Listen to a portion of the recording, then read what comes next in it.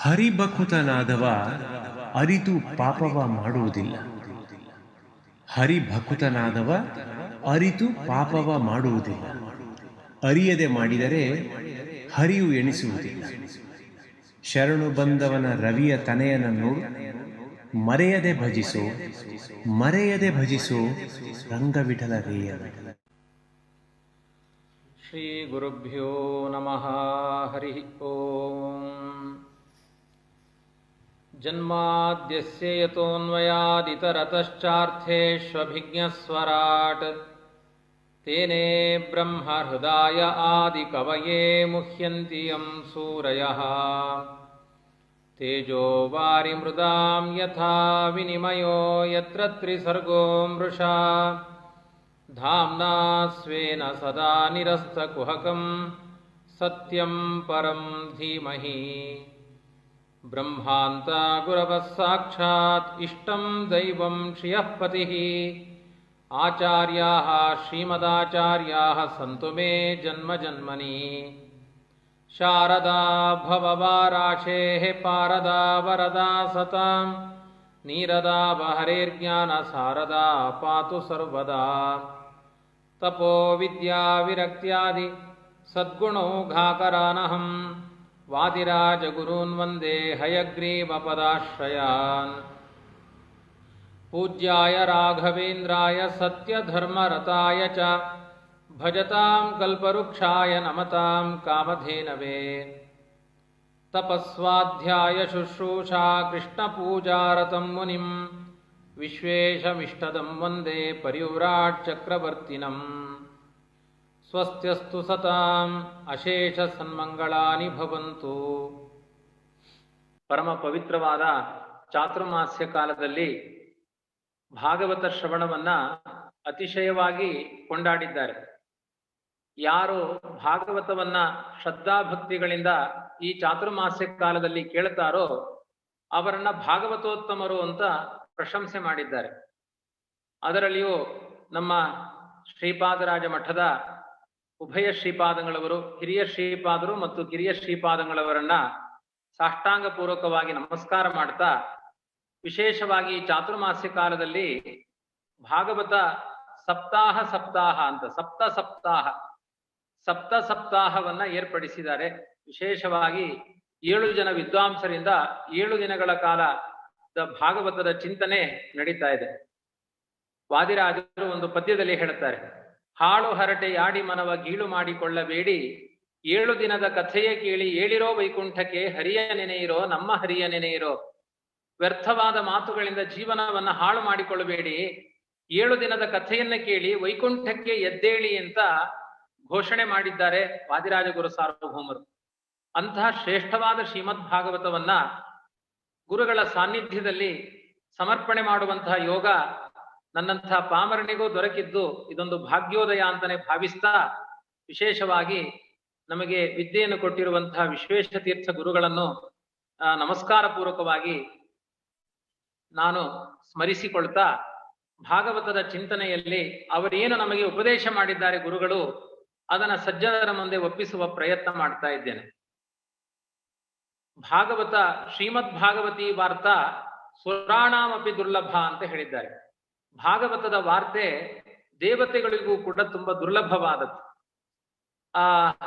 ಶುಕಾಚಾರ್ಯರು ಭಾಗವತವನ್ನ ಭೂಲೋಕದಲ್ಲಿ ವ್ಯಾಪಕವಾಗಿ ಪ್ರವಚನ ಮಾಡಿದಾಗ ದೇವತೆಗಳು ಬಂದ್ರಂತೆ, ನಮ್ಮ ದೇವಲೋಕಕ್ಕೂ ಬನ್ನಿ ಭಾಗವತ ಹೇಳಿ, ನಿಮಗೆ ಯಥೇಷ್ಟ ದಕ್ಷಿಣೆಯನ್ನು ಕೊಡ್ತೇವೆ ಅಂತ ದೇವಲೋಕದ ಅಮೃತದ ಕಲಶವನ್ನೇ ಹಿಡಿದುಕೊಂಡು ಬಂದ್ರಂತೆ. ನಮ್ಮ ದೇವಲೋಕದ ಅಮೃತದ ಕಲಶವನ್ನೇ ನಿಮ್ಮ ಕೈಗೆ ಕೊಟ್ಟು ಬಿಡ್ತೇವೆ, ನಿಮ್ಮ ತಲೆಯಲ್ಲಿರುವ ಭಾಗವತವನ್ನ ನಮಗೆ ಉಪದೇಶ ಮಾಡಿ ಅಂತ. ಅದಕ್ಕೆ ಶುಕಾಚಾರ್ಯರು ಹೇಳ್ತಾರೆ, ಕ್ವ ಸುಧಾ ಕ್ವ ಕಥಾಲೋಕೆ ಕ್ವ ಕಾಚಃ ಕ್ವ ಮಣಿರ್ ಮಹಾನ್. ಅನರ್ಘ್ಯವಾದ ಒಂದು ರತ್ನ ಎಲ್ಲಿದೆ, ಅದಕ್ಕೆ ಒಂದು ಕಾಚ ಅಂದ್ರೆ ಸಾಮಾನ್ಯವಾದ ಈ ಡೈಮಂಡ್ ಅಂದ್ರೆ ಅಮೇರಿಕನ್ ಡೈಮಂಡ್ ಅಂತಾರಲ್ಲ, ಕಲ್ಲು,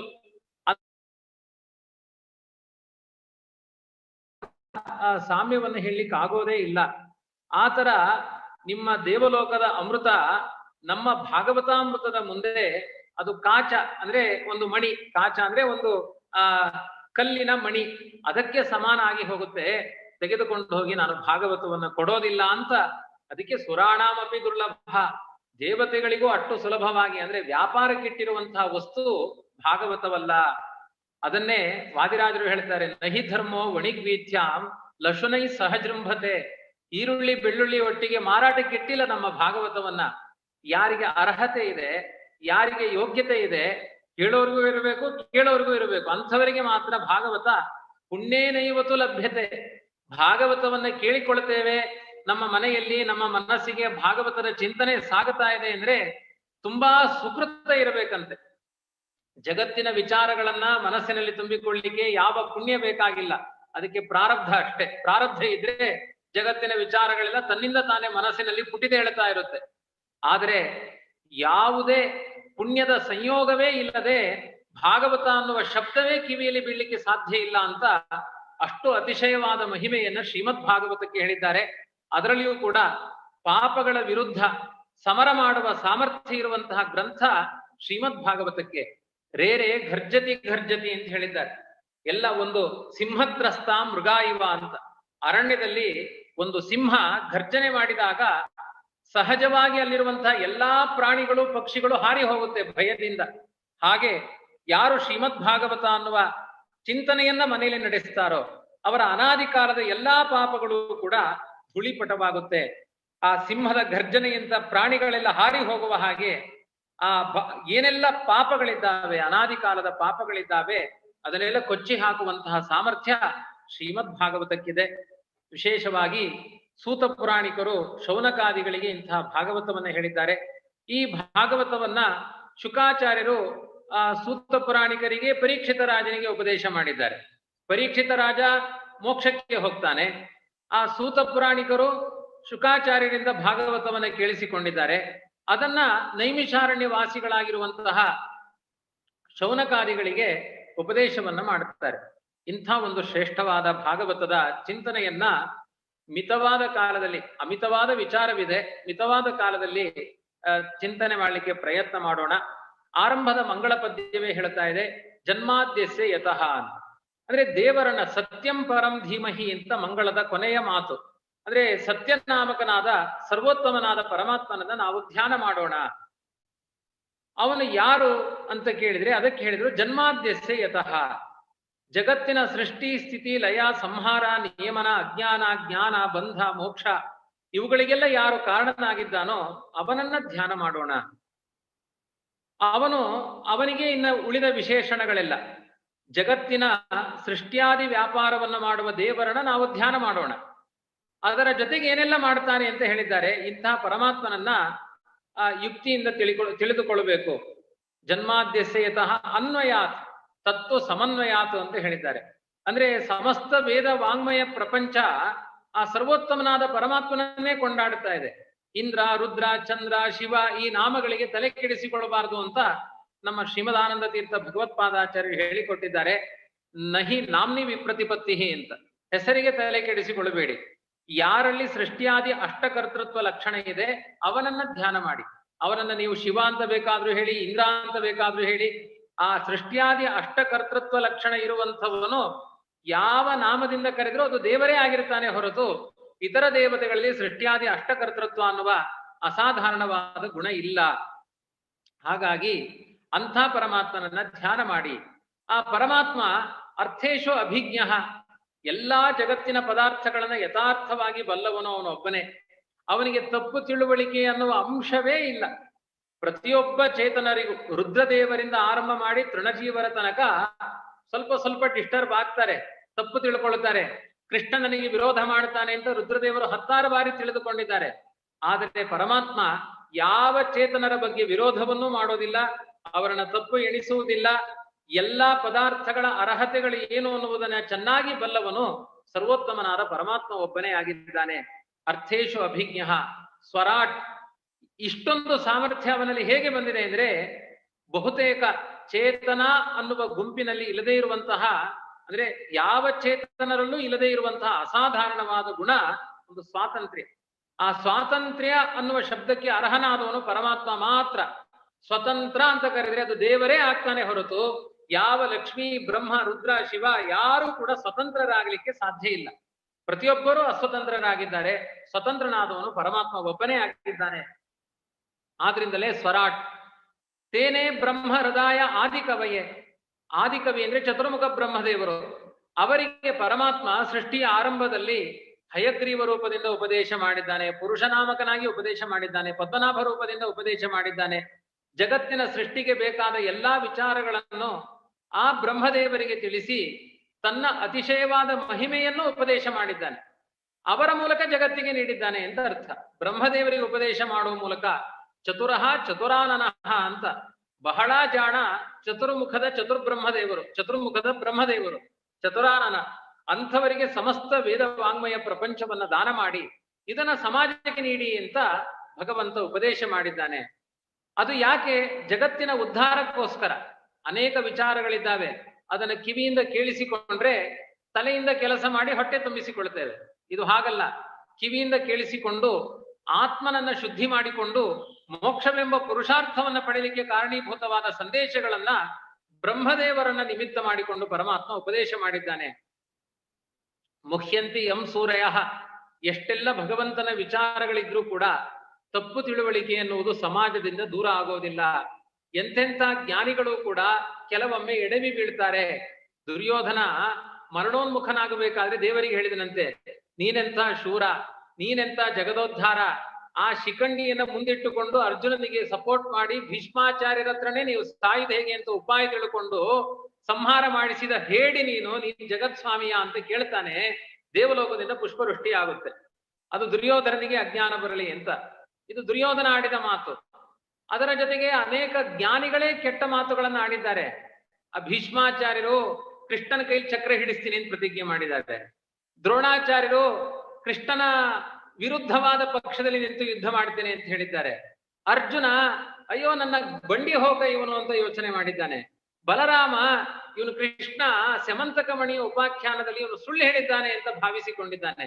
ಗೋಪಿಕಾಸ್ತ್ರೀಯರು ಅಯ್ಯೋ ದಿನಾ ತಂಟೆ ಮಾಡ್ತಾನಪ್ಪ ಇವನು, ನಮ್ಮ ಮನೆಗೆಲ್ಲ ನುಗ್ಗಿ ಹಾಲು ಮೊಸರು ಬೆಣ್ಣೆ ಲೂಟಿ ಮಾಡುವ ಬಕಾಸುರ ಇವನು, ಹೊಟ್ಟೆ ಬಾಕ ಅಂತೆಲ್ಲ ಕೆಲವೊಮ್ಮೆ ಚಿಂತನೆ ಮಾಡಿದ್ದಾರೆ. ಒಟ್ಟಿನಲ್ಲಿ ಮುಖ್ಯಂತಿ ಯಂ ಸೂರಯ. ಈ ಮಣ್ಣಿನ ಪ್ರಪಂಚಕ್ಕೆ ಬಂದ ಎಲ್ಲ ಜೀವರಾಶಿಗಳು ಕೂಡ ಮಣ್ಣಿನ ಪದಾರ್ಥಗಳನ್ನ ತಿಂದು ಬುದ್ಧಿಯೂ ಮಣ್ಣಾಗಿ ಹೋಗುತ್ತೆ. ತುಕ್ಕು ಹಿಡಿದ ಬುದ್ಧಿಯಿಂದ ನಡೆದುಕೊಂಡಂತಹ ಜ್ಞಾನಿಗಳೇ ಇದ್ದಾರೆ. ಎಂತೆಂಥ ಜ್ಞಾನಿಗಳು! ರುದ್ರಾದಿ ದೇವತೆಗಳು, ಸ್ವತಃ ರುದ್ರದೇವರು ಅಶ್ವತ್ಥಾಮಾಚಾರ್ಯರಾದಾಗ ಪ್ರಭಾಸ ಕ್ಷೇತ್ರದಲ್ಲಿ ಜಪ ಮಾಡ್ತಾ ಕೂತಿದ್ದಾರೆ. ಶ್ರೀಕೃಷ್ಣಾಯ ನಮಃ ಅಂತ ಜಪ. ದೇವರಿಗೆ ಆಶ್ಚರ್ಯ ಆಗುತ್ತೆ. ದುರ್ಯೋಧನನ ಸ್ನೇಹಿತರಾದ ಅಶ್ವತ್ಥಾಮಾಚಾರ್ಯರು ನನ್ ಜಪ ಯಾಕೆ ಮಾಡ್ತಾ ಇದ್ದಾರೆ ಅಂತ ಪ್ರಭಾಸ ಕ್ಷೇತ್ರಕ್ಕೆ ಹೋಗಿ ಕೇಳ್ತಾನೆ. ಏನ್ ಅಶ್ವತ್ಥಾಮಾಚಾರ್ಯರೇ ಜಪ ಮಾಡ್ತಾ ಇದ್ದೀರಿ? ಅಶ್ವತ್ಥಾಮಾಚಾರ್ಯ ಹೇಳ್ತಾರೆ, ಕೃಷ್ಣ ನಿನ್ನ ಕೈಯಲ್ಲಿರುವ ಚಕ್ರ ಕೊಡು, ಯಾಕೆಂದ್ರೆ ನೀನ್ ತಲೆ ಕಡಿಬೇಕಾಗಿದೆ ಅಂತಾರೆ. ಮುಖ್ಯಂತಿ ಯಂ ಸೂರಯ. ಎಂತೆಂಥ ಜ್ಞಾನಿಗಳು ಎಡವಿದ್ದಾರೆ. ದೇವರು ಅನ್ನುವ ಪದಾರ್ಥವನ್ನ ಸಾಮಾನ್ಯ ಮಾನವರಿಂದ ಅರ್ಥ ಮಾಡಿಕೊಳ್ಳಿಕ್ಕೆ ಸಾಧ್ಯ ಇಲ್ಲ. ತುಂಬಾ ದೊಡ್ಡ ಜ್ಞಾನಿಗಳು. ಆದ್ರಿಂದ ನಮಗೆ ಶ್ರೀಮದಾಚಾರ್ಯರ ಉಪದೇಶದ ಹಿನ್ನೆಲೆ ಇಲ್ಲ ಅಂತ ಆದ್ರೆ ದೇವರ ಸ್ವರೂಪದ ಪರಿಚಯವೇ ನಮಗಾಗೋದಿಲ್ಲ. ಅಂಥ ಜಗದ್ಗುರುಗಳಾಗಿರುವಂತಹ 14 ಲೋಕಗಳಿಗೆ ಗುರುಗಳಾಗಿರುವಂತಹ ಶ್ರೀಮದಾಚಾರ್ಯರ ಉಪದೇಶದಿಂದ ನಾವು ಅದನ್ನ ಅನುವಾದ ಮಾಡ್ತಾ ಇದ್ದೇವೆ. ನಮಗೇನ್ ದೇವರ ಅರ್ಥ ಆಗಿದ್ದಾನೆ ಅಂತ ಹೇಳಲಿಕ್ಕೆ ಸಾಧ್ಯವೇ ಇಲ್ಲ. ಅಂಥ ಪರಮಾತ್ಮ ತೇಜೋ ವಾರಿ ಮೃದಾಂ ಯಥಾ ವಿನಿಮಯ. 3 ವಿಧವಾದ ಸೃಷ್ಟಿಯನ್ನ ಮಾಡಿದ್ದಾನೆ. ತೇಜೋ ವಿನಿಮಯ, ವಾರಿ ವಿನಿಮಯ, ಮೃದ್ ವಿನಿಮಯ. ತೇಜೋ ವಿನಿಮಯ ಅಂತಂದ್ರೆ ತನ್ನ ರೂಪಗಳನ್ನ ಅಭಿವ್ಯಕ್ತಿಗೊಳಿಸಿಕೊಂಡ. ಅಂದ್ರೆ ಜಗತ್ತಿನಲ್ಲಿ ಅನೇಕರಿಗೆ ಆದರ್ಶಗಳನ್ನ ಹೇಳಬೇಕಾಗುತ್ತೆ. ರಾವಣಾದಿವತ್ತು ನಾ ವರ್ತಿತವ್ಯಂ, ರಾಮಾದಿವತ್ತು ವರ್ತಿತವ್ಯಂ ಅಂತ ಜಗತ್ತಿಗೆ ಒಂದು ಸಂದೇಶವನ್ನ ನೀಡಬೇಕಾಗಿದೆ. ರಾವಣನಂತೆ ಯಾರು ವರ್ತಿಸಬೇಡಿ, ರಾಮನಂತೆ ವರ್ತಿಸಿ ಅಂತ ಸಂದೇಶ ನೀಡಲಿಕ್ಕೆ ರಾಮನಾಗಿ ಬಂದ, ಕೃಷ್ಣನಾಗಿ ಬಂದ, ನರಸಿಂಹನಾಗಿ ಬಂದ, ವಾಮನನಾಗಿ ಬಂದ. ಹೀಗೆ ಅನೇಕ ರೂಪಗಳಿಂದ ತನ್ನ ತೇಜಸ್ಸಿನ ಆವಿಷ್ಕಾರಗಳನ್ನೇ ಮಾಡಿ ಸಮಾಜಕ್ಕೆ ತತ್ವೋಪದೇಶವನ್ನ ಮಾಡುವ ರೂಪ ಭಗವಂತನ ರೂಪಗಳನ್ನ ತೇಜೋ ವಿನಿಮಯ ಅಂತ ಕರೆದಿದ್ದಾರೆ.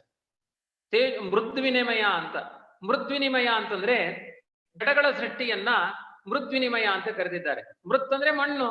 ಕೊನೆಯದ್ದಿರುವುದು ಪಂಚಭೂತಗಳಲ್ಲಿ ಸೃಷ್ಟಿ ಎಂಡಾಗುವುದೇ ಮಣ್ಣಿನ ಮೂಲಕ. ಆಕಾಶ, ಗಾಳಿ, ಬೆಂಕಿ, ನೀರು, ಕೊನೆಗೆ ಮಣ್ಣು. ಪೃಥ್ವಿಯ ಅಂಶದಲ್ಲಿ ಎಲ್ಲಾ ಅಂಶಗಳು ಇದೆ. ಹಾಗಾಗಿ ಮಣ್ಣನ್ನ ವಿನಿಮಯ ಮಾಡಿದ ಅಂದ್ರೆ ಪ್ರಪಂಚವನ್ನ ಸೃಷ್ಟಿ ಮಾಡಿದ, ಜಡಾತ್ಮಕವಾದ ಪ್ರಪಂಚವನ್ನ ಸೃಷ್ಟಿ ಮಾಡಿದ ಅಂತ ಅರ್ಥ. ಮತ್ತೆ ವಾರಿ ವಿನಿಮಯ ಅಂತ ಹೇಳಿದ್ದಾರೆ. ಅಲ್ಲ, ಪಂಚಭೂತಗಳ ಮಣ್ಣಿನಲ್ಲೇ ಎಲ್ಲ ಸೇರಿದ ಮೇಲೆ ವಾರಿ ವಿನಿಮಯ ಅಂದ್ರೆ ಏನು? ಅದಕ್ಕೆ ಹೇಳಿದ್ದಾರೆ, ವಾರಿ ಎನ್ನುವುದು ದೃಷ್ಟಾಂತ. ಅದು ಕನ್ನಡಿಯಂತೆ. ವಾರಿ ಅಂದ್ರೆ ಕನ್ನಡಿಯಂತೆ ಅಂತ ಪ್ರತಿಬಿಂಬ ಭಾವವನ್ನು ಹೇಳುವಂತಹ ಶಬ್ದ ವಾರಿ ಎನ್ನುವುದು. ನೀರಿನಲ್ಲಿ ರಿಫ್ಲೆಕ್ಷನ್ ಇದೆ, ಪೃಥ್ವಿಯಲ್ಲಿ ರಿಫ್ಲೆಕ್ಷನ್ ಇಲ್ಲ. ಅಂದ್ರೆ ನಮ್ಮ ಮುಖ ಕಾಣುವುದು ನೀರಿನಲ್ಲಿ, ನಮ್ಮ ಮುಖ ಕಾಣುತ್ತೆ. ನಾವು ನಿಂತಾಗ ಅಲ್ಲಿ ಪ್ರತಿಬಿಂಬ ಅನ್ನುವ ಅಂಶ ಇರುವುದು ನೀರಿನಲ್ಲಿ. ಯಾವುದಾದ್ರೂ ಒಂದು ಚಿತ್ರದ ಪ್ರತಿಬಿಂಬ, ಸೂರ್ಯೋದಯ ಆಗಿದೆ, ಪ್ರತಿಬಿಂಬವನ್ನು ಎಲ್ಲಿ ನೋಡ್ತೇವೆ? ಸರೋವರದಲ್ಲಿ ನೋಡ್ತೇವೆ. ಹಾಗಾಗಿ ಪ್ರತಿಬಿಂಬಕ್ಕೆ ಅವಕಾಶ ನೀಡುವಂತಹದ್ದು ನೀರು. ಆದ್ರಿಂದ ನೀರು ಅಂದ್ರೆ ನೀರನ್ನು ಇಟ್ಕೊಳ್ಬಾರದು, ಆಯ್ತಾ? ತರಕಾರಿ ಅಂತ ಕರಿತೇವೆ, ಅವನನ್ನು ಇಟ್ಕೊಳ್ಬಾರದು. ಅವನ ಹತ್ತಿರ ತರಕಾರಿ ಇದೆ, ಅವನ ತರಕಾರಿ ಅಲ್ಲ. ಹಾಗೆ ನೀರು ಅಂದ್ರೆ ನೀರಲ್ಲ, ನೀರಿನಲ್ಲಿ ಕಾಣುವಂತಹ ಪ್ರತಿಬಿಂಬ. ಪ್ರತಿಬಿಂಬ ಅಂದ್ರೆ ಯಾರು? ಬಿಂಬ ಪರಮಾತ್ಮ, ಪ್ರತಿಬಿಂಬ ನಾವು ಅಂತ ಅರ್ಥ, ಜೀವ ಅಂತ ಅರ್ಥ. ವಾರಿ ಶಬ್ದಕ್ಕೆ ಜೀವ ಅಂತ ಅರ್ಥ. ಅದು ಸರಿಯಾಗಿದೆ ಆ ಶಬ್ದ. ಯಾಕೆಂದ್ರೆ ಜೀವನ ಆಗಮನ ನೀರಿನ ಮೂಲಕವೇ ಆಗುತ್ತೆ. ಆದ್ರಿಂದ ವಾರಿ ಸರಿಯಾದ ದೃಷ್ಟ ಅಂತ. ಅದು ತರಕಾರಿ ಹಿಡ್ಕೊಂಡು ಹೋಗೋನನ್ನ ಏನಂತ ಕರಿತೇವೆ? ತರಕಾರಿ ಅಂತ ಕರಿತೇವೆ. ಅವನ ಹೆಸರು ಗೊತ್ತಿಲ್ಲ, ನಮಗೆ ಬೇಕಾದದನ್ನು ಉದ್ದೇಶವಾಗಿ ಇಟ್ಟುಕೊಂಡು ಹೇಳ್ತೇವೆ. ಹಾಗೆ ಜೀವರು ಎಲ್ಲಿರ್ತಾರೆ ಅಂದ್ರೆ ನೀರಿನ ಮೂಲಕ ಬರ್ತಾರೆ. ಆದ್ರಿಂದ ನೀರು ಅಂದ್ರೆ ಜೀವ ಅಂತ ಅರ್ಥ. ಆಕಾಶದಿಂದ ಎಲ್ಲಾ ಜೀವರು ಕೂಡ ಮಳೆ ಹನಿಗಳ ಮೂಲಕ ಧರೆಗೆ ಇಳಿತಾರೆ. ಹಾಗಾಗಿ ನೀರಿನ ಮೂಲಕ ಧರೆಗೆ ಬರ್ತಾರೆ. ಆದ್ರಿಂದ ನೀರು ಅಂದ್ರೆ ಯಾರು? ಜೀವರು ಅಂತ ಅರ್ಥ. ಮತ್ತೆ ಪ್ರತಿಬಿಂಬ ಭಾವವನ್ನು ಸೂಚನೆ ಮಾಡ್ತಾ ಇದೆ. ಆದ್ರಿಂದ ಪರಮಾತ್ಮ ಬಿಂಬ, ನಾವು ಪ್ರತಿಬಿಂಬರು. ಇಂಥ ಜೀವರಿಗೆ ಬೇಕಾದ ದೇಹಗಳನ್ನೆಲ್ಲ ಸೃಷ್ಟಿ ಮಾಡಿದವನು ಪರಮಾತ್ಮ ಅಂತ.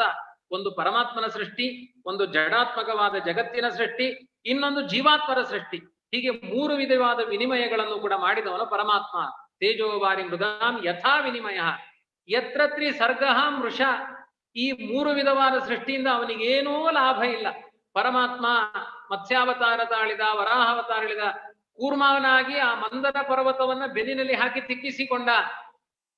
ಇಷ್ಟೊಂದು ಕಷ್ಟಪಟ್ಟೆವು ನಾವು, ಸ್ವಲ್ಪ ಆಯಾಸ ಪಟ್ರೆ ನಮಗೇನ್ ಲಾಭ? ನಾವು ಇವರಿಗೋಸ್ಕರ ಇಷ್ಟೊಂದು ತೇಜಿದ್ದೇವೆ ನಮ್ಮ ಜೀವನವನ್ನ, ನಮಗೇನ್ ಮಾಡಿದ್ರು ಅಂತ. ಬೆಟ್ಟ ಬೆನ್ನಿಲಿ ಹೊರಿಸಿದವರಳು ಸಿಟ್ಟು ಮಾಡಿದನೇನು ಹರಿ ಅಂತ ಜಗನ್ನಾಥ ದಾಸರು ಕೇಳ್ತಾರೆ. ಬೆಟ್ಟವನ್ನ ಬೆನ್ನಿನ ಮೇಲೆ ಇಟ್ಟು ಗಸಗಸ ತಿಕ್ಕಿದ್ರು. ಒಂದು ದಿನ ಅಲ್ಲ, 2 ದಿನ ಅಲ್ಲ, 100 ವರ್ಷಗಳ ಕಾಲ ದೇವಮಾನದಲ್ಲಿ ತಿಕ್ಕಿದ್ರು. ಪರಮಾತ್ಮನ ಬೆನ್ನಿನ ಮೇಲೆ ಬೆಟ್ಟವನ್ನಿಟ್ಟು 100 ವರ್ಷಗಳ ಕಾಲ ಗಸಗಸಗಸ 80,000 ಯೋಜನದ ಬಂಗಾರದ ಬೆಟ್ಟವನ್ನ ಬೆನ್ನಿನ ಮೇಲಿಟ್ಟು ತಿಕ್ಕಿದ್ರೆ ಪರಮಾತ್ಮ ದೇವತೆಗಳಿಗೆ ಅಮೃತವನ್ನೇ ಕೊಟ್ಟ ವಿನಃ ನನಗನ್ಯಾಯ ಮಾಡಿದ್ರ ಅಂತ ಕೇಳಲಿಲ್ಲ. ಇದೇ ದೇವರ ಕಾರುಣ್ಯ.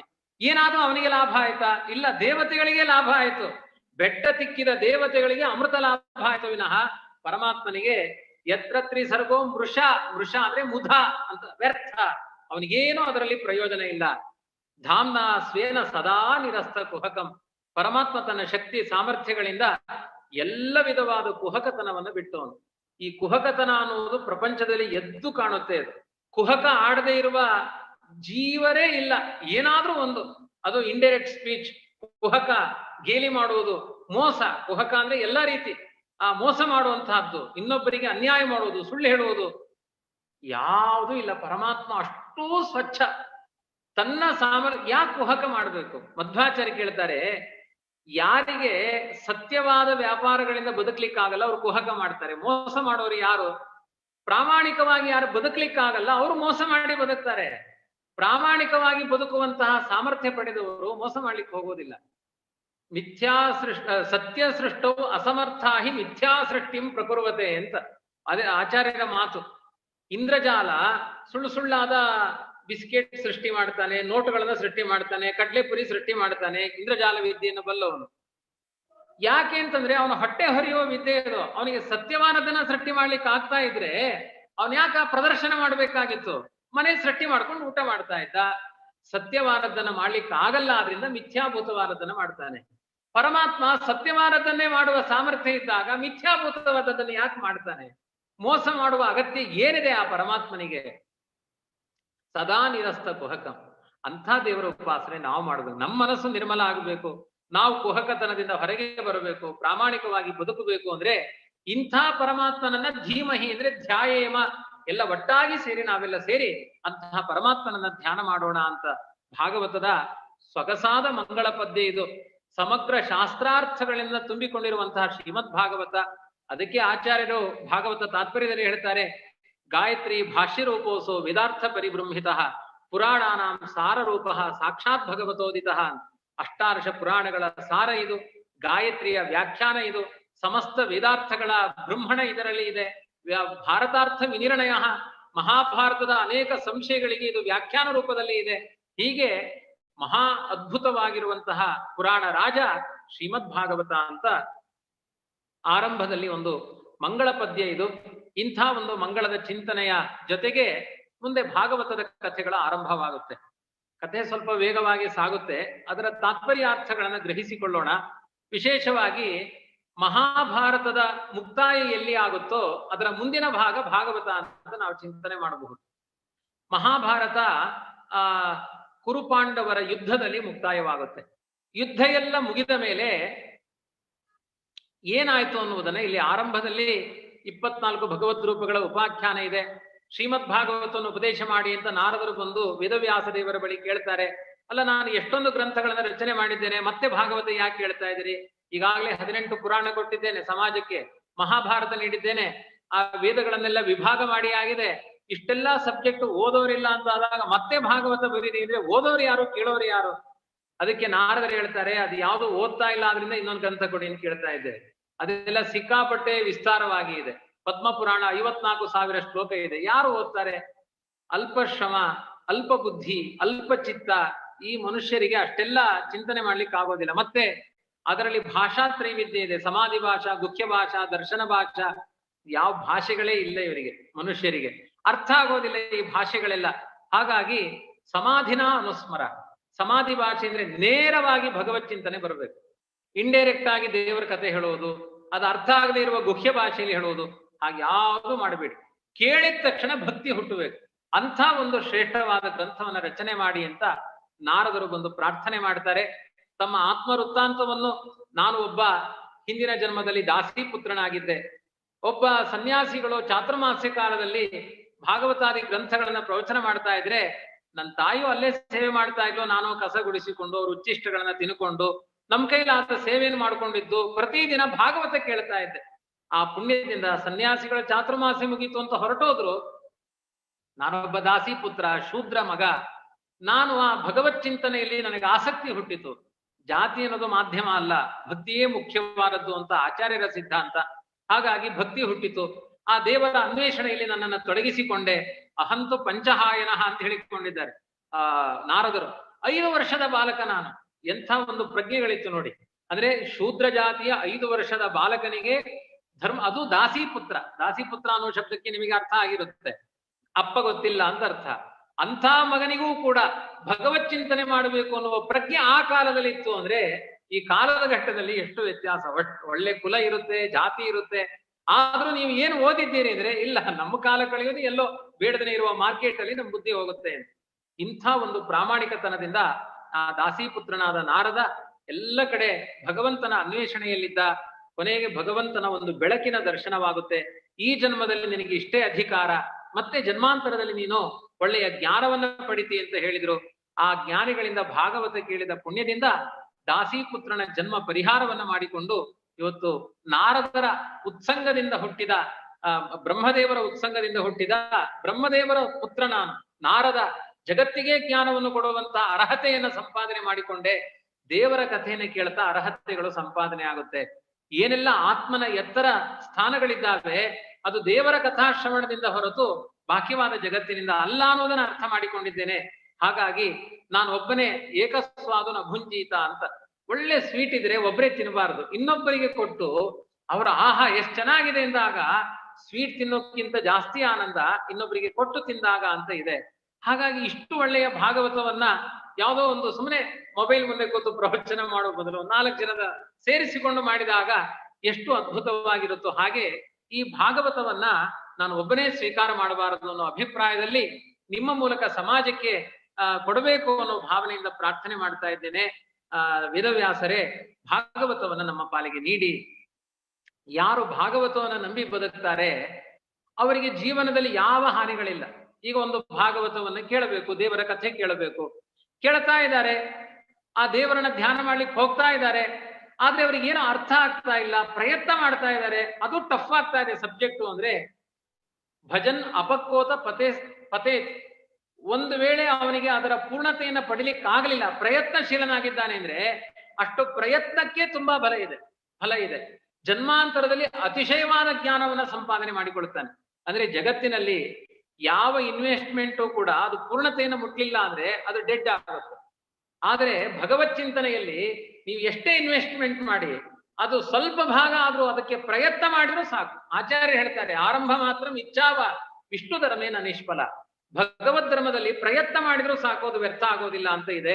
ಹಾಗಾಗಿ ಇಂತಹ ಶ್ರೀಮದ್ ಭಾಗವತವನ್ನ ನಮಗೆ ಶ್ರವಣ ಮಾಡಿಸಿ, ಭಗವತ್ಕಥೆಯಲ್ಲಿ ಯಾವತ್ತೂ ವೈಯರ್ಥ ಇಲ್ಲೇ ಇಲ್ಲ.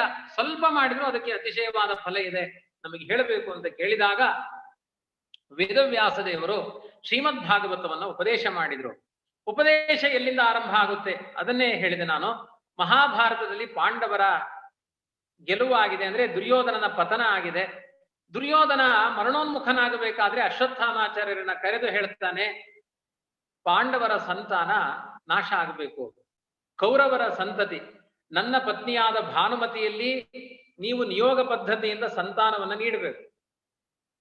ಪಾಂಡವರ ಸಂತಾನ ಪರಂಪರೆಯನ್ನು ಬೆಳೀತಾ ಇದೆ, ಅದನ್ನ ಮೊಟಕುಗೊಳಿಸಬೇಕು, ಆವಾಗ ನನಗೆ ತೃಪ್ತಿ ಆಗುತ್ತೆ ಅಂತ ಅಶ್ವತ್ಥಾಮಾಚಾರ್ಯರ ಬಳಿ ಪ್ರಾರ್ಥನೆ ಮಾಡಿದ.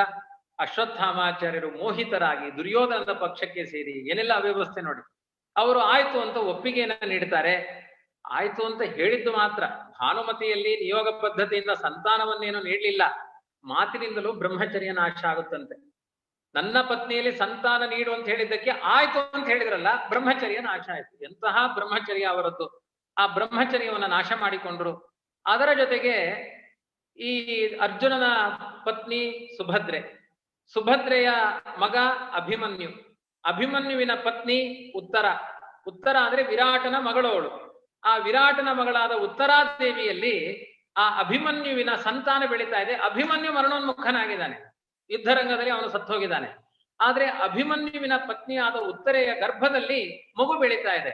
ಮುಂದೆ ಬಹುತೇಕ ಪಾಂಡವರ ಸಂತಾನದಲ್ಲಿ ಇದೊಂದೇ ಸಂತಾನ. ಯಾಕೆಂದ್ರೆ ಈಗಾಗಲೇ ದ್ರೌಪದಿಯ 5 ಜನ ಮಕ್ಕಳನ್ನ ಶಿಬಿರದಲ್ಲಿ ಮಲಗಿದಾಗ ಅಶ್ವತ್ಥಾಮಾಚಾರ್ಯರು ಬರ್ಬರವಾಗಿ ಹತ್ಯೆ ಮಾಡಿದ್ದಾರೆ. ದುರ್ಯೋಧನನಿಗೆ ಆ ದ್ರೌಪದಿಯ 5 ಜನ ಮಕ್ಕಳ ರಕ್ತದಿಂದಲೇ ತರ್ಪಣ ಕೊಡ್ತಾರೆ. ಅದನ್ನ ನೋಡಿ ಸಂತೋಷದಿಂದ ಪ್ರಾಣ ಬಿಡ್ತಾನೆ ಅವನು. ಏನೆಲ್ಲ ದುರ್ಯೋಧನನಿಗೋಸ್ಕರ ಸಂತೋಷ ಪಡ್ಲಿ ಅಂತ ರುದ್ರದೇವರು ಮಾಡಿದ ವ್ಯಾಪಾರ, ಅದೆಲ್ಲ ಬೇರೆ ಭಗವತ್ ಚಿಂತನೆಗಳಿದೆ. ಅದಕ್ಕೆ ಅಷ್ಟೊಂದು ಪಾಪಿಷ್ಟ ಸ್ಥಾನದಲ್ಲಿ ರುದ್ರದೇವರನ್ನ ಕೂಡಿಸಬೇಕಾಗಿಲ್ಲ, ಅದಕ್ಕೆ ಭಗವತ್ ಚಿಂತನೆಯೂ ಕಾರಣ ಇದೆ. ಒಟ್ಟಿನಲ್ಲಿ ಈಗ ಉಳಿದಿರುವುದು ಪಾಂಡವರ ಸಂತಾನದಲ್ಲಿ ಪರೀಕ್ಷಿತ ರಾಜ ಒಬ್ಬ, ಅಂದ್ರೆ ಅಭಿಮನ್ಯುವಿನ ಸುತ, ಉತ್ತರೆಯ ಮಗ. ಗರ್ಭ ಬೆಳೀತಾ ಇದೆ ಎನ್ನಬೇಕಾದ್ರೆ ಇದು ಒಂದನ್ನ ಕೊಂದ್ರೆ ಪಾಂಡವರ ಸಂತಾನ ನಾಶವಾಗುತ್ತೆ ಅಂತ ಒಂದು ಬ್ರಹ್ಮಶಿರೋಸ್ತ್ರವನ್ನ ಪ್ರಯೋಗ ಮಾಡಿ, ಅಂದ್ರೆ ಮಂತ್ರವನ್ನ ಯಾವುದರಲ್ಲಿ ಬೇಕಾದ್ರೂ ಆವಾಹನೆ ಮಾಡಿ ಪ್ರಯೋಗ ಮಾಡಬಹುದು. ಈಗ ಹೋಮಿಯೋಪತಿ ಮಾತ್ರೆ ಇದೆ, ಔಷಧಿಯನ್ನ ಸಕ್ಕರೆ ಗುಳಿಗೆಯಲ್ಲಿ ಮಿಕ್ಸ್ ಮಾಡಿ ಕೊಡ್ತಾರೆ. ಯಾವ್ದ್ರಲ್ಲಿ ಬೇಕಾದ್ರೂ ಅದನ್ನು ಮಿಕ್ಸ್ ಮಾಡಬಹುದು, ಅದು ಅವರವರ ಇಚ್ಛೆ, ಅದು ಯಾವುದು ಸುಲಭ ಅದರಲ್ಲಿ ಮಾಡ್ತಾರೆ ಅಷ್ಟೇ. ಹಾಗಾಗಿ ಆ ಬ್ರಹ್ಮ ಗಾಯತ್ರಿಯನ್ನ ಅಭಿಮಂತ್ರಣ ಮಾಡಿ ಒಂದು ಹುಲ್ಲುಕಡ್ಡಿಯನ್ನ ಪ್ರಯೋಗ ಮಾಡಿದ್ದಾರೆ. ವಿಶೇಷವಾಗಿ ಉತ್ತರೆ ತನ್ನ ಗರ್ಭವನ್ನ ರಕ್ಷಣೆ ಮಾಡಿಕೊಳ್ಬೇಕು, ಪಾಂಡವರ ಸಂತಾನಕ್ಕೆ ಕಾರಣೀಭೂತವಾದ ಇದೊಂದು ಬೀಜ ಅಂತ ಯೋಚನೆ ಮಾಡಿ ಸಾಕಬೇಕಾದ್ರೆ ಆ ಬ್ರಹ್ಮಾಸ್ತ್ರ ಉತ್ತರೆಯ ಗರ್ಭಕ್ಕೆ ತಾಗಿದೆ. ಕೃಷ್ಣ ಪಾಂಡವರಿಗೆ ಬೇಕಾದ ಎಲ್ಲ ಸಮೃದ್ಧಿಯನ್ನು ನೀಡಿ ತಾನು ದ್ವಾರಕೆಗೆ ಪ್ರಯಾಣ ಮಾಡಬೇಕು ಅಂತ ತೆರಳಬೇಕಾದ್ರೆ ಅವನ ರಥಕ್ಕೆ ಅಡ್ಡವಾಗಿ ಬಂದು ನಿಲ್ತಾಳೆ ಉತ್ತರಾದೇವಿ. ತ್ರಾಹಿ ತ್ರಾಹಿ ಜಗನ್ನಾಥ ಕೃಪಯಾ ಭಕ್ತವತ್ಸಲ ಕಾಮಂ ದಹತು ಮಾಂನಾಥ ಮಾಮೇ ಗರ್ಭೋ ನೆಪಾತ್ಯತ. ದೇವರೇ, ಜಗತ್ತಿನ ರಕ್ಷಣೆಗೆ ಬೇಕಾದ ಒಂದು ಸಂತತಿ ನನ್ನ ಗರ್ಭದಲ್ಲಿ ಇದೆ, ನನ್ನನ್ನ ಸುಟ್ರೆ ನನಗೆ ಬಾಧಕ ಇಲ್ಲ, ಆದ್ರೆ ನನ್ನ ಸಂತಾನ ನಾಶ ಆಯ್ತು ಅಂದ್ರೆ ಧರ್ಮದ ಪರಂಪರೆ ನಾಶ ಆದ ಹಾಗೆ. ಯಾವ ಕೃಷ್ಣನ ಅನುಗ್ರಹದಿಂದ ಪಾಂಡವರು ಬದುಕಿದ್ದಾರೋ ಅದಕ್ಕೆ ಉತ್ತರವೇ ಇಲ್ಲದೆ ಇರುವಂತಹ ಸ್ಥಿತಿ ಬರ್ತಾ ಇದೆ. ನನ್ನ ಸಂತತಿ ನಾಶ ಆಗಿಬಿಟ್ರೆ ನೀನೇ ರಕ್ಷಣೆ ಮಾಡಬೇಕು ಅಂತ ಕೇಳಿದಾಗ ಕೃಷ್ಣ ಸ್ವತಃ ಸಂತಾನ ಗೋಪಾಲ ಕೃಷ್ಣ ರಕ್ಷಣೆಯ ಹೊಣೆಗಾರಿಕೆಯನ್ನು ತೆಗೆದುಕೊಳ್ತಾನೆ. ಅಶ್ವತ್ಥಾಮಾಚಾರ್ಯಗೆ ಹೇಳ್ತಾನೆ, ಇಷ್ಟು ಅನ್ಯಾಯ ಮಾಡಬೇಕು, ಅದಕ್ಕೂ ಒಂದು ಇತಿಮಿತಿ ಇದೆ. 1 kg ತರಕಾರಿ ಮಾರಾಟ ಮಾಡೋನು 50 ಗ್ರಾಂ ಮೋಸ ಮಾಡಿದ ಅನ್ನೋದು ದೊಡ್ಡ ಸಂಗತಿ ಅಲ್ಲ, 850 ಗ್ರಾಂ ಮೋಸ ಮಾಡಿದ ಅನ್ನೋದು ದೊಡ್ಡ ಸಂಗತಿ ಆಗುತ್ತೆ. ಹಾಗಾಗಿ ನೀವು ಅನ್ಯಾಯ ಮಾಡಿ, ಇದು ತುಂಬಾ ದೊಡ್ಡ ಪ್ರಮಾಣದಲ್ಲಿ ಅನ್ಯಾಯವೇ ಬದುಕಾಗಬಾರದು. ಬದುಕಿನಲ್ಲಿ ಸ್ವಲ್ಪ ಅನ್ಯಾಯ ಇದೆ ಪರವಾಗಿಲ್ಲ, ಆದ್ರೆ ಅನ್ಯಾಯವೇ ಬದುಕು ಆಯ್ತು ಅಂದ್ರೆ ಇದು ತುಂಬಾ ದೊಡ್ಡ ಅಪಚಾರವಾಗುತ್ತೆ ಅಶ್ವತ್ಥಾಮಾಚಾರ್ಯರೇ ಅಂತ ಬುದ್ಧಿವಾದ ಹೇಳುವ ಪ್ರಯತ್ನ ಮಾಡಿದ ಕೃಷ್ಣ. ತುಂಬಾ ತಾಳ್ಮೆಯ ಮನಸ್ಸು ಕೃಷ್ಣನದ್ದು. ಆವಾಗ ಅಶ್ವತ್ಥಾಮಾಚಾರ್ಯ ಹೇಳ್ತಾರೆ, ಜಗತ್ತಿನ ಜನಗಳ ಮುಂದೆ ಜಗದೀಶ ಅಂತ ಹೊಗಳಿಸಿಕೊಳ್ತಿ, ಏಕಾಂತದಲ್ಲಿ ಬಂದು ನನ್ನ ಬಳಿ ಪ್ಲೀಸ್ ಮಾಡ್ತಿ, ನಿನಗೆ ಸಾಮರ್ಥ್ಯ ಇದ್ರೆ ನೀನೇ ಬದುಕಿಸ್ಬೋದಲ್ವಾ, ನನ್ನ ಹತ್ರ ಯಾಕೆ ಬಂದು ಪ್ಲೀಸ್ ಮಾಡಬೇಕು ಅಂತ ಕೇಳ್ತಾರೆ. ಅದಕ್ಕೆ ಕೃಷ್ಣ ಹೇಳ್ತಾನೆ, ನಿನ್ನ ಬುದ್ಧಿ ಸರಿ ಮಾಡಿಕೊಂಡ್ರೆ ನಿನಗೆ ಶ್ರೇಯಸ್ಸಾಗುತ್ತೆ ಅಂತ ಉಪದೇಶ ಮಾಡಿದ್ದು. ನನ್ನಲ್ಲಿ ಅಸಾಮರ್ಥ್ಯ ಇದೆ ಅಂತ ನಾನು ಹೇಳಿದ್ದಲ್ಲ. ಪಶ್ಯಮೇ ದುರ್ಮತೆ ವೀರ್ಯಂ ಎತ್ತೇ ಶಕ್ಯಂ ಕುರುಶ್ವತತ್ ಉಜ್ಜೀವಯಾಮ್ಯಹಂ ರಾಜನ್ ಯತಃ ಶಕ್ತಿ ತೋಪಿತೆ. ನನ್ನ ಸಾಮರ್ಥ್ಯದ ಬಗ್ಗೆ ನೀನು ಪ್ರಶ್ನೆ ಕೇಳಿದಿ. ಬ್ರಹ್ಮಾಸ್ತ್ರದ ಜೊತೆಗೆ ಇನ್ನೂ ಯಾವ ಯಾವ ಅಸ್ತ್ರಗಳಿದೆ ಎಲ್ಲ ಉತ್ತರೆ ಗರ್ಭದ ಮೇಲೆ ಪ್ರಯೋಗ ಮಾಡು. ಸಾಮರ್ಥ್ಯ ಇದ್ರೆ ಆ ಮಗುವನ್ನ ಕೊಲ್ಲು. ನೀನು ಏನ್ ಮಾಡಿದ್ರು ಆ ಮಗುವನ್ನ ಬದುಕಿಸೋ ಹೊಣೆಗಾರಿಕೆ ನಾನು ಹೊತ್ತುಕೊಳ್ತೇನೆ ಅಂತ ಹೇಳಿ ಹೋಗ್ತಾನೆ ದೇವರು.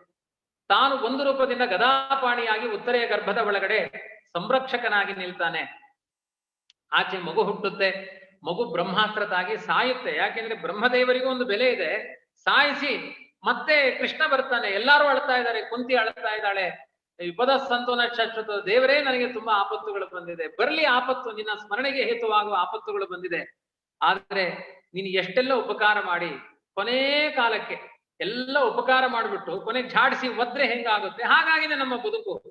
ಮಮ ಪ್ರಾಣಾಹಿ ಪಾಂಡವಾಹ ಅಂತ ವಿಷ ಕೊಟ್ಟು ಸಾಯಿಸಲಿಕ್ಕೆ ಹೊರಟ ನನ್ನ ಮಕ್ಕಳನ್ನ ರಕ್ಷಣೆ ಮಾಡಿದೆ. ವನವಾಸದ ಪ್ರಸಂಗದಲ್ಲಿ ಬಂಗಾರದ ತಟ್ಟೆಯಲ್ಲಿ ಊಟ ಮಾಡಿಸಿದೆ ನನ್ನ ಮಕ್ಕಳಿಗೆ. ಅವರಿಗೆ ಬಂಡಿ ಹೋಗನಾಗಿ ಉಪಕಾರ ಮಾಡಿದೆ. ಅವರಿಗೆಲ್ಲ ಮೆಚ್ಚುಗೆ ಆಗಿರುವಂತಹದ್ದು ಈ ಸಂತಾನ ಬೆಳೀಬೇಕು ಅಂತ. ಆದ್ರೆ ಈ ಕಾಲದಲ್ಲಿ ನಿನ್ನ ರಕ್ಷಣೆ ಇಲ್ಲ, ಆ ಮಗು ಸತ್ತೋಗಿದೆ ಅಂದ್ರೆ ಇಷ್ಟು ಕಾಲ ಮಾಡಿದ ಉಪಕಾರಕ್ಕೆ ಬೆಲೆ ಇಲ್ಲ ಅಂತ ಆಗುತ್ತೆ. ಹಾಗಾಗಿ ದಮ್ಮಯ್ಯ ಕೃಷ್ಣ ಈ ಮಗುವನ್ನ ನೀನು ರಕ್ಷಣೆ ಮಾಡಬೇಕು ಅಂತ ಕುಂತಿ ಕೇಳ್ತಾಳೆ, ಉತ್ತರೆ ಕೇಳ್ತಾಳೆ, ದ್ರೌಪದಿ ಕಣ್ಣೀರಿಡ್ತಾಳೆ. ಕೃಷ್ಣ ಹೇಳ್ತಾನೆ, ಆ ಸಂದರ್ಭದಲ್ಲಿ ಹೋಗಿ ಹೇಳ್ತಾನೆ, ಮಗು ನಿದ್ರೆ ಮಾಡ್ತಾ ಇದೆ ಅಷ್ಟೇ, ಯಾರು ಚಿಂತೆ ಮಾಡಬೇಡಿ. ಆ ಮಗು ಬದುಕಬೇಕು ಅಂದ್ರು ನನ್ನಲ್ಲೂ ಒಂದು ಅಂತಃಸತ್ವ ಇರಬೇಕಲ್ಲ, ಸುಮ್ನೆ ಮಗು ಬದುಕುತ್ತಾ, ಪ್ರಯತ್ನ ಮಾಡ್ತೀನಿ ಅಂತಾನೆ. ಕೃಷ್ಣನ ಆ ಸೌಜನ್ಯ ನೋಡಿ ಹೋಗಿ ಹೇಳ್ತಾನೆ, ನೋಡಪ್ಪ ಮಗು ನೀನು ಬದುಕಬೇಕೀಗ. ಈ ಕೃಷ್ಣ ಕಳ್ಳ ಆಗಿಲ್ಲ ಅಂತ ಆದ್ರೆ ನೀನು ಬದುಕು. ಕೃಷ್ಣ ಯಾವ ಗೋಪಿಕಾ ಸ್ತ್ರೀಯರ ಮಾನಭಂಗ ಮಾಡಿಲ್ಲ ಅಂತ ಆದ್ರೆ ನೀನು ಬದುಕು. ನನ್ನ ಜೀವಿತಾವಧಿಯಲ್ಲಿ ಉದ್ದೇಶಪೂರ್ವಕವಾಗಿ ಯಾರಿಗೂ ನಾನು ಮೋಸ ಮಾಡಬೇಕು ಅನ್ನೋ ಭಾವ, ಕುಹಕತನ ನನ್ನಲ್ಲಿ ಇಲ್ಲ ಅಂದ್ರೆ ನೀನು ಬದುಕು. ನಾನು ಕೈಯಲ್ಲಿ ಮುಟ್ಟಿದ ತಕ್ಷಣ ನೀನು ಬದುಕಬೇಕು. ಇಲ್ಲ ಅಂತ ಆದ್ರೆ ಎಲ್ಲಾರು ನನ್ನನ್ನ ಬೈಯುವ ಹಾಗೆ ನಾನೊಬ್ಬ ಪೋಲಿ, ನಾನೊಬ್ಬ ಕಳ್ಳ, ನಾನೊಬ್ಬ ಸುಳ್ಳ, ಮೋಸಗಾರ ಅನ್ನೋದು ಪ್ರೂವ್ ಆಗುತ್ತೆ.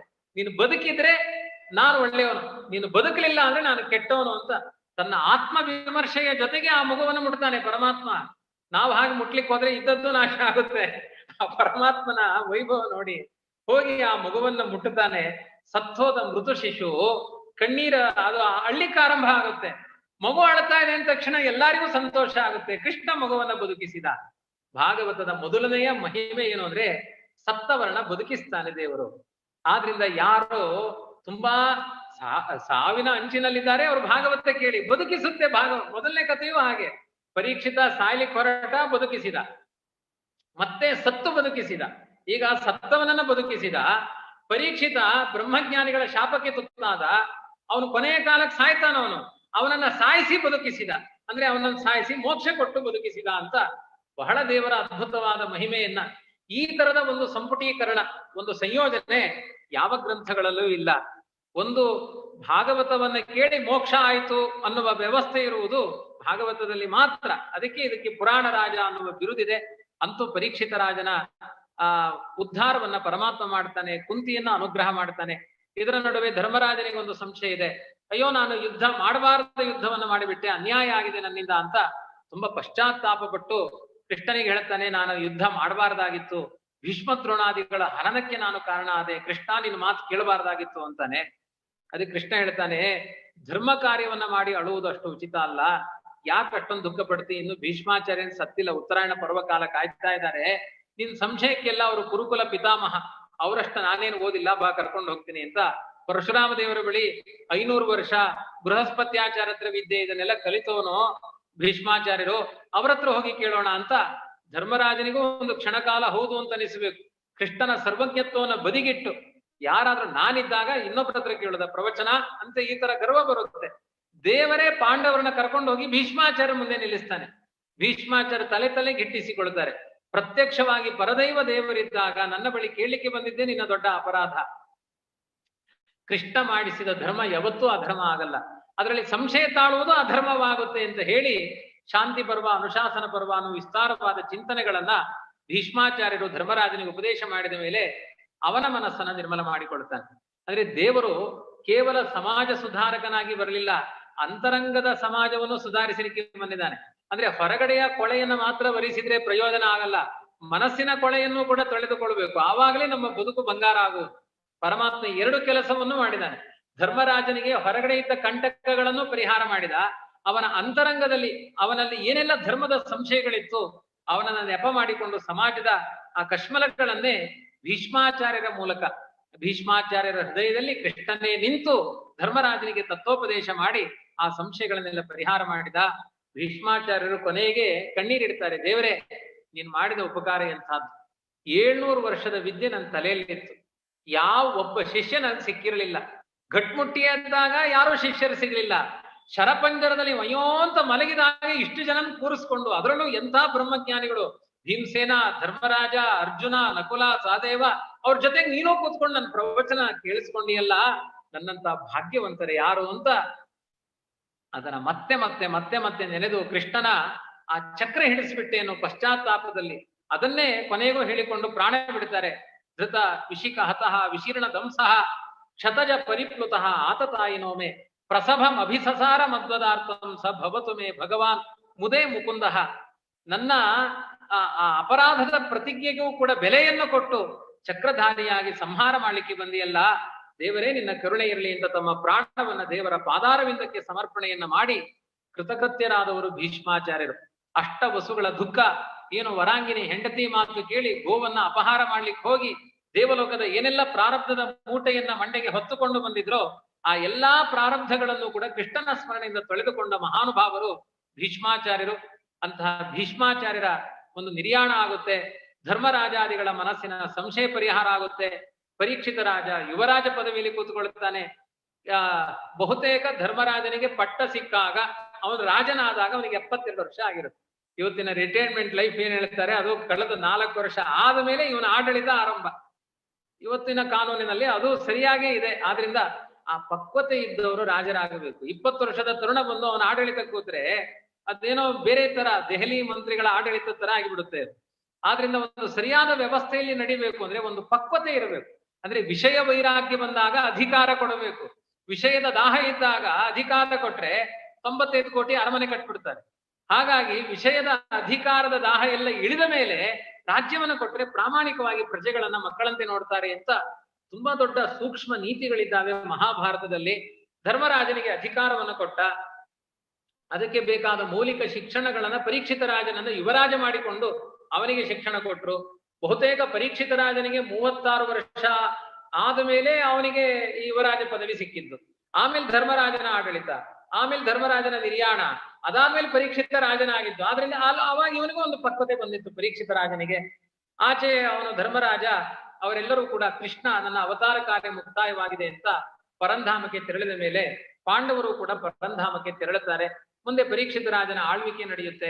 ಪರೀಕ್ಷಿತ ರಾಜ ಯೋಚನೆ ಮಾಡ್ತಾನೆ, ಹಿರಿಯರ ಒಂದು ಪರಂಪರೆಯಿಂದ ಬಂದಿರುವಂತಹ ಒಂದು ರಾಜ ಪರಂಪರೆ ಇದು, ಇದಕ್ಕೆ ನಾನು ಸರಿಯಾದ ಬೆಲೆ ತುಂಬಬೇಕು, ಕಲಿಯನ್ನೇ ಉಚ್ಚಾಟನೆ ಮಾಡಬೇಕು ನಮ್ಮ ದೇಶದಿಂದ ಅಂತ ಪ್ರತಿಜ್ಞೆ ಮಾಡಿಕೊಂಡು ಎಲ್ಲಾ ಪ್ರದೇಶಗಳನ್ನ ಸಂಚಾರ ಮಾಡಿಕೊಂಡು ಹೋಗಬೇಕಾದ್ರೆ ಒಬ್ಬ ಪುರುಷ ಒಂದು ಗೋಹತ್ಯೆಯನ್ನ ಮಾಡುವಂತಹ ದೃಶ್ಯವನ್ನು ನೋಡ್ತಾನೆ. ಅವನೇ ಕಲಿಪುರುಷ ಅಂತವನಿಗೆ ಶಿಕ್ಷೆ ಕೊಡ್ಲಿಕ್ಕೆ ಹೋಗ್ತಾನೆ. ಕಲಿಯನ್ನ ಹಿಡಿದು ಬಂಧನ ಮಾಡಿದವನು. ಇವತ್ತು ಕಲಿಯನ್ನು ಹಿಡಿಲಿಕ್ಕೆ ಯಾರಿಂದಲೂ ಸಾಧ್ಯ ಇಲ್ಲ. ಕಲಿಯನ್ನ ಬಂಧನ ಮಾಡಿ ಅವನ ಅಪರಾಧವನ್ನ ಒಪ್ಪಿಸಿ ಅವನನ್ನು ಸಂಹಾರ ಮಾಡ್ಲಿಕ್ಕೆ ಹೊರಟಾಗ ಕಲಿ ಪ್ರಾರ್ಥನೆ ಮಾಡ್ತಾನೆ, ಇಲ್ಲ ಇದು ನನ್ನ ಯುಗ, ಕೃಷ್ಣನ ಅವತಾರ ಮುಕ್ತಾಯ ಆಗಿದೆ, ದುರ್ಯೋಧನನ ಪತನ ಆಗಿದೆ ಅಂದ ಮೇಲೆ ನನ್ನದ್ದೇ ಯುಗ ಇದು, ಹಾಗಾಗಿ ಅವಕಾಶ ಕೊಡಬೇಕು ಅಂತ ಶರಣಾಗತನಾಗ್ತಾನೆ. ಅವನಿಗೆ ದ್ಯೂತಂಪಾನ ಸ್ತ್ರೀಯಸ್ಸೂನ ಯತ್ರಾ ಧರ್ಮಶ್ಚತುರ್ವಿಧ ಅಂತ ದ್ಯೂತ ಕ್ರೀಡೆ, ಆಮೇಲೆ ಅತಿಯಾದ ಮದ್ಯಪಾನ, ಪರಸ್ತ್ರೀ, ಆಮೇಲೆ ಹಿಂಸೆ, ಪರಹಿಂಸೆ, ಬಂಗಾರ, ಹೀಗೆ 5 ಸ್ಥಾನಗಳನ್ನ ಆ ಪರೀಕ್ಷಿತ ರಾಜ ಕಲಿಗೆ ನೀಡಿದ್ದಾನೆ. ಅದರ ಮೂಲಕವೇ ಕಲಿಯುಗ ಮುಂದುವರಿಯುತ್ತೆ ಎನ್ನುವ ಕಥೆಗಳಿದೆ. ಒಂದು ದಿನ ಈ ಪರೀಕ್ಷಿತ ರಾಜ ಮೃಗಬೇಟೆಗೋಸ್ಕರ ಕಾಡಿಗೆ ಹೋಗ್ತಾನೆ. ಕಾಡಿಗೆ ಹೋದಾಗ ನೀರು ಸಿಗೋದಿಲ್ಲ, ನೀರು ಬೇಕಾಗಿರುತ್ತೆ. ಶಮೀಕರ ಆಶ್ರಮಕ್ಕೆ ಹೋಗ್ತಾನೆ. ಶಮೀಕರು ಧ್ಯಾನ ಮಗ್ನರಾಗಿರ್ತಾರೆ, ಬಾಹ್ಯ ಪ್ರಜ್ಞೆಯನ್ನ ಕಳೆದುಕೊಂಡಿರ್ತಾರೆ, ಅಂತರಂಗದ ಪರಮಾತ್ಮನ ಅನ್ವೇಷಣೆಯಲ್ಲಿರ್ತಾರೆ. ಅಂತಹ ಪ್ರಸಂಗದಲ್ಲಿ ನೀರು ಕೇಳ್ತಾನೆ. ಅವರಿಗೆ ಅರ್ಥವಾಗೋದಿಲ್ಲ, ಕೇಳಿಸೋದಿಲ್ಲ, ಬಾಹ್ಯ ಶಬ್ದಗಳೇ ಕೇಳಿಸೋದಿಲ್ಲ. ನಾನೊಬ್ಬ ರಾಜ, ನನಗೆ ಮರ್ಯಾದೆ ಮಾಡಲಿಲ್ಲ ಅನ್ನುವ ಕಾರಣದಿಂದ ಮೃತ ಸರ್ಪವನ್ನ ಅವರ ಕೊರಳಿಗೆ ಹಾಕ್ತಾನೆ. ಸ್ವಲ್ಪ ಸಮಯದಲ್ಲಿ ಶೃಂಗಿ ಬರ್ತಾನೆ. ಅಪ್ಪನಿಗೆ ಒಬ್ಬ ರಾಜ ಅವಮಾನ ಮಾಡಿದಾನೆ ಅಂತ ಗೊತ್ತಾಗುತ್ತೆ. ಕೃಷ್ಣನ ಕಾಲದಲ್ಲಿ ಇಂತಹ ಅಪಚಾರ ನಡೀತಾ ಇರಲಿಲ್ಲ, ರಾಜರೆಲ್ಲ ಪ್ರಾಮಾಣಿಕವಾಗಿದ್ರು. ಕೃಷ್ಣ ಪರಂಧಾಮಕ್ಕೆ ತೆರಳಿದಾದ ಮೇಲೆ ಹೇಳೋರಿಲ್ಲ ಕೇಳೋರಿಲ್ಲ, ಬ್ರಾಹ್ಮಣರಿಗೆ ಅವಮಾನ ಮಾಡ್ತಾರೆ ಈ ರಾಜರು ಅಂತ ಅವತ್ತೇ ಶೃಂಗಿ ದುಃಖ ಪಟ್ಟಿದ್ದ. ಈ ಕಲಿಯುಗದಲ್ಲಿ ಕೇಳಬೇಕಾ, ಬೆಳಿಗ್ಗೆ ಎದ್ರೆ ಸಾಕು ನಮ್ಮ ಹಳ್ಳಿಗಳಲ್ಲಿ ಬ್ರಾಹ್ಮಣರಿಗೆ ಏನಾದ್ರೂ ಅಪಚಾರ ಮಾಡೋಣ ಅಂತ ಪಟ್ಟಿ ಹಾಕೊಂಡು ಕಾಯ್ತಾ ಇರ್ತಾರೆ. ಇಂತಹ ಘೋರವಾದ ಕಲಿಯುಗ ಇದು. ಅಂತಹ ಬ್ರಾಹ್ಮಣ ಅಪಚಾರಕ್ಕೋಸ್ಕರ ಅವನು ತಯಾರಾಗಿದ್ದಾನೆ ಅಂತ ಚಿಂತನೆ ಮಾಡಿ ಶೃಂಗಿ ಅಲ್ಲೇ ಶಾಪ ಕೊಡುತ್ತಾನೆ. ಅವನು ಎಂಥ ಲೋಕ ನಮಸ್ಕೃತನಾದ ರಾಜಾದಿರಾಜನಾಗಿದ್ರು 7ನೇ ದಿನಕ್ಕೆ ತಕ್ಷಕ ಕಡೆದು ಸತ್ತು ಹೋಗಲಿ ಅಂತ. ಯಾಕೆಂದ್ರೆ ತಕ್ಷಕ ಅಮೃತಪಾನ ಮಾಡಿದ್ದಾನೆ. ಕೆಲವೊಮ್ಮೆ ಆ ಹಾವು ಕಡೆ ಸತ್ತು ಹೋಗ್ಲಿ ಅಂದ್ರೆ ಹಾವನ್ನೇ ಸಾಯಿಸ್ಬಿಟ್ರೆ ಸಾಯದ ಹಾವಿನಿಂದ ಸಾವು ಬರಲಿ ಅಂತ. ಹೇಗಿದೆ ನೋಡಿ, ಆ ಶಾಪವೇ ಹಾಗೆ. ಅಂತ ಸಾಯದ ಹಾವು ತಕ್ಷಕ 7ನೇ ದಿನಕ್ಕೆ ಕಡಿಲಿ ಅಂತ. ಅದು ದೈವಾತ್ತು ಬಂದಿರುವಂತಹ ಶಬ್ದ. ಅದು 6 ದಿನ ಗ್ಯಾರಂಟಿ ಕಾರ್ಡ್ ಇದೆ ಸಾಯಲ್ಲ ಅಂತ. 7ನೇ ದಿನಕ್ಕೆ ಕಡಿಬೇಕು ಆ ಹಾವು. ಆದ್ರಿಂದ ಇದು ಸಿಟ್ಟಿನ ಶಾಪ ಅಲ್ಲ, ಇದು ಪ್ರಾರಬ್ಧದ ಶಾಪ. ಯಾರಾದ್ರೂ ನೀನ್ ಈಗಲೇ ಸತ್ತೋಗುವಂತ ಶಾಪ ಕೊಡ್ತಾರ? ನನಗೆ ತುಂಬಾ ಸಿಟ್ಟು ಬರಿಸಿದಿ, ನೀನು 10 ದಿನ ಆದ್ಮೇಲೆ ಸತ್ತೋಗುವಂತ ಯಾರಾದ್ರೂ ಶಾಪ ಕೊಡ್ತಾರ? ಅದ ಕ್ರಮ ಏನು ಅಂದ್ರೆ ಅವರ ಪ್ರಾರಬ್ಧವನ್ನ ನೋಡಿ ಶಪಿಸುವಂತಹ ಸಾಮರ್ಥ್ಯ 5 ವರ್ಷದ ಬಾಲಕನಾದ ಶೃಂಗಿಗಿತ್ತು ಅಂತ ಅರ್ಥ. ಅಂತಹ ತಪಸ್ವಿಗಳು ಆ ಶಾಪದ ಪ್ರಭಾವ ಗೌರಮುಖ ಅನ್ನುವ ಬ್ರಾಹ್ಮಣನ ಕೈಯಲ್ಲಿ ಶಮೀಕರು ಎಚ್ಚೆತ್ತ ಮೇಲೆ ಹೇಳಿ ಕಳಿಸ್ತಾರೆ, ಆ ಮಗನೇ ನೀನ್ ತಪ್ಪು ಮಾಡಿದಿ. ಆ ರಾಜನಿಗೆ ಒಳ್ಳೆಯ ಶಕ್ತಿ ಇತ್ತು, ಅಂತಹ ರಾಜನನ್ನ ಈ ಸಮಾಜ ಕಳ್ಕೊಳ್ತಾ ಇದೆ, ನೀನು ಅಪರಾಧ ಮಾಡಿದಿ, ಈ ರೀತಿಯೆಲ್ಲ ಶಪಿಸುವುದು ಒಳ್ಳೇದಲ್ಲ. ಬ್ರಾಹ್ಮಣರು ಕ್ಷಮಾಗುಣ ಇರಬೇಕು ಅಂತ ಕಿವಿ ಹಿಂಡುತ್ತಾರೆ. ನಾವಾದ್ರೆ ಅಭಿನಂದಿಸ್ತೇವೆ, ಅಪ್ಪನಿಗೋಸ್ಕರ ಎಂತ ಪ್ರೀತಿ ಮಗನಿಗೆ ಅಂತ. ಆ ರೀತಿ ಅಭಿನಂದಿಸದೆ ಅವನನ್ನೂ ಕೂಡ ಸರಿಯಾದ ಮಾರ್ಗಕ್ಕೆ ಕರೆದು ತಂದು ಗೌರಮುಖನ ಕೈಲಿ ಹೇಳಿ ಕಳಿಸ್ತಾರೆ. ಗೌರಮುಖ ಹೋಗಿ ಪರೀಕ್ಷಿತ ರಾಜನಿಗೆ ಹೇಳ್ತಾನೆ, ನಿನಗೆ ಮರಣ ಸನ್ನಿಹಿತವಾಗಿದೆ. ಪರೀಕ್ಷಿತ ರಾಜ ಅದನ್ನ ಸ್ವಾಗತಿಸ್ತಾನೆ. ಯಾವಾಗ ಆಡಳಿತದಲ್ಲಿ ಅಹಂಕಾರ ಬಂತು ಅವತ್ತು ಅನಧಿಕಾರಿ ಆಗ್ತಾನೆ. ನನ್ನ ಆಡಳಿತದ ಅಹಂಕಾರದ ಪರಾಕಾಷ್ಠೆ. ಒಂದು ಆಶ್ರಮಕ್ಕೆ ತನ್ನ ಪಾಡಿ ತಾನು ಜಪ ಮಾಡ್ತಾ ಕೂತಿರುವ ಬ್ರಾಹ್ಮಣ, ಅವ್ನು ನೀರ್ ಕೊಡ್ಲಿಲ್ಲ ಅಂದ್ರೆ ನನ್ನ ಮನೆಯಲ್ಲಿ ನೀರ್ ಕೊಡ್ಲಿಲ್ವಾ, ಅವನ ಮನೆ ಆಶ್ರಮದಲ್ಲಿ ನೀರ್ ಕೊಡ್ಲಿಲ್ವಾ, ಅವನ ಆಶ್ರಮಕ್ಕೆ ಹೋಗಿ ನನ್ನ ಅಧಿಕಾರ ದರ್ಪಗಳು ಅತಿಯಾಯ್ತು, ಇದು ನನಗೆ ಶಾಪ ಬರಲಿ ಅಂತ ಕಾಯ್ತಾ ಇದ್ದ. ಎಂಥ ವ್ಯಕ್ತಿತ್ವ ಆ ಪರೀಕ್ಷಿತ ರಾಜನದ್ದು. ಶಾಪವನ್ನ ಸ್ವೀಕಾರ ಮಾಡಿ ಆ ಪಾಪ ಇನ್ನೂ 4-5 ವರ್ಷದ ಮಗು ಜನಮೇಜಯ, ಅವನಿಗೆ ಅಪ್ಪ ಇದಾನೆ ಇಲ್ಲ ಅನ್ನುವ ಅರ್ಥ ಮಾಡಿಕೊಳ್ಳುವ ಮೊದಲೇ ಬಿಟ್ಟು ಹೋಗಿದ್ದಾನೆ, ಮನೆಯನ್ನೆಲ್ಲ ಬಿಟ್ಟು ಹೋಗಿದ್ದಾನೆ. ಈ ಕಥೆಯನ್ನೆಲ್ಲ ಮುಂದೆ ಆ ಮಂತ್ರಿಗಳೇ ಹೇಳ್ತಾರೆ ಜನಮೇಜಯ ರಾಜನಿಗೆ. ಅವನಿಗೇನು ವಿಷಯವೇ ಗೊತ್ತಿಲ್ಲ. ಆ ಜನಮೇಜಯ ರಾಜನಿಗೆ ಅಧಿಕಾರವನ್ನು ಕೊಟ್ಟು ತಾನು ಗಂಗಾ ತೀರಕ್ಕೆ ಹೊರಟು ಹೋಗ್ತಾನೆ. ಅಲ್ಲಿ ಶುಕಾಚಾರ್ಯರು ಆಗಮಿಸ್ತಾರೆ. ಯಾಕೆಂದ್ರೆ ಪರೀಕ್ಷಿತ ರಾಜನಲ್ಲಿ ಪಕ್ವತೆ ಇದೆ. ಭಾಗವತವನ್ನ ಪಕ್ವರಾದವರಿಗೆ ಉಪದೇಶ ಮಾಡಬೇಕು. ಅದಕ್ಕೆ ಇವತ್ತಿನ ಯುವಕರು ಯಾರು ಪ್ರವಚನಕ್ಕೆ ಬರಲ್ಲ, ಇದು ಪಕ್ವತೆ ಪಡೆದ ಮೇಲೆ ಕೇಳಬೇಕು ಅಂತ. ಆ ಪಕ್ವತೆಯಲ್ಲಿ ಎಲ್ಲ ಋಷಿ ಮುನಿಗಳು ಬಂದು ಸೇರಿಕೊಳ್ತಾರೆ. ಅದ್ಭುತವಾದ ಒಂದು ರಸಾಮೃತ. ಶುಕಾಚಾರ್ಯರಂತಹ ವಿರಕ್ತರಿಲ್ಲ, ಭಾಗವತರಂತಹ ಶಾಸ್ತ್ರ ಇಲ್ಲ. ವೇದವ್ಯಾಸ ದೇವರು ಪರಶುರಾಮ ರೂಪಗಳು 2 ಪಕ್ಕದಲ್ಲಿ ಬಂದು ಕೂತ್ಕೊಳ್ಳುತ್ತಂತೆ. ನಾವೇ ಕೇಳ್ತೇವೆ ನಮ್ಮ ಭಾಗವತ ಅಷ್ಟು ಚೆನ್ನಾಗಿದೆ ಅಂತ. ದೇವರಿಗೆ ದೇವರು ಬರೆದ ಸಾಹಿತ್ಯ ಇಷ್ಟ ಆಗಿದೆಯಂತೆ, ಮತ್ತೆ ಮತ್ತೆ ಅವನೇ ಕೇಳ್ತಾನಂತೆ. ಅಂಥ ಅದ್ಭುತವಾದ ಸಾಹಿತ್ಯ ಶುಕಾಚಾರ್ಯರ ಬಳಿ ಪರೀಕ್ಷಿತ ರಾಜ ಕೇಳ್ತಾನೆ, ನಾವು ಸತ್ತ ಮೇಲೆ ಏನು ಮಾಡಬೇಕು, ಬದುಕಿದಾಗ ಏನ್ ಮಾಡಬೇಕು, ನಮ್ಮ ಆಯುಷ್ಯದ ಸಾರ್ಥಕತೆ ಹೇಗೆ ಅಂತೆಲ್ಲ ಕೇಳಿದಾಗ ಅದಕ್ಕೆ ಶುಕಾಚಾರ್ಯರು ವಿಸ್ತಾರವಾಗಿ ಧ್ಯಾನದ ಕ್ರಮಗಳನ್ನು ಹೇಳಿಕೊಡ್ತಾರೆ. ಸ್ಥೂಲ ರೂಪದ ಧ್ಯಾನ, ಸೂಕ್ಷ್ಮ ರೂಪದ ಧ್ಯಾನ ಅಂತ ಧ್ಯಾನದ 2 ಮಜಲುಗಳ ಬಗ್ಗೆ ಉಪದೇಶವನ್ನು ಮಾಡ್ತಾರೆ. ಅಂತರಂಗದಲ್ಲಿ ದೇವರನ್ನ ಕಾಣುವುದು ಸೂಕ್ಷ್ಮ ರೂಪದ ಧ್ಯಾನ.